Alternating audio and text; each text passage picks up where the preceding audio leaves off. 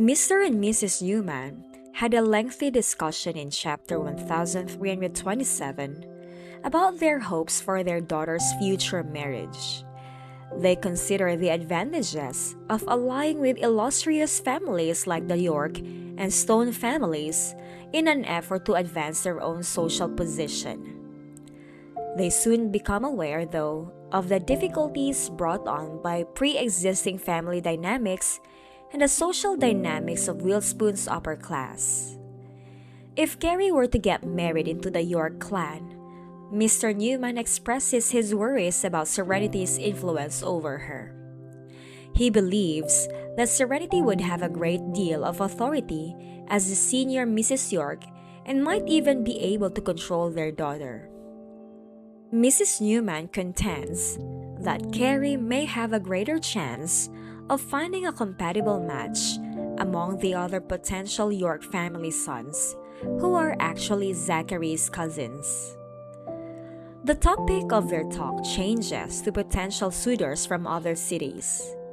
Beyond Witherspoon, Mr. Newman advises considering up-and-coming talent who might not be as swayed by the city's current power structures.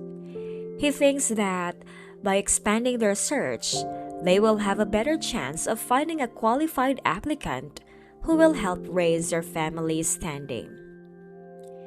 Karen finally leaves the house in the midst of the Newmans' conversation. She is hesitantly allowed to travel with them after Mrs. Newman initially expressed her reluctance. Mr. Newman stresses the significance of putting up a united front at the upcoming banquet, particularly in light of Cameron's debut. He thinks that demonstrating their family's unity and support will raise their social position. The Newmans take note of the busy atmosphere as soon as they arrive at the Witherspoon Hotel. Mr. Newman decides to leave their car in the basement because the parking lot is crowded with people who are arriving late. The pair is mindful that their family's wealth is not openly flaunted. Therefore, they are not besieged by flatterers like some of the more flamboyant figures in the city. However, the crowd pays attention to and is impressed by Callum, the COO of York Corporation and Zachary's cousin. Callum is well liked by the women in Witherspoon because of his friendly demeanor and approachability. Mrs. Newman feels a rush of pride as Callum formally welcomes the Newman family, reveling in the attention and accolades that come with being affiliated with such a well-known person. As he sees Cameron, his fiancée, enter the room, Callum's eyes begin to shine.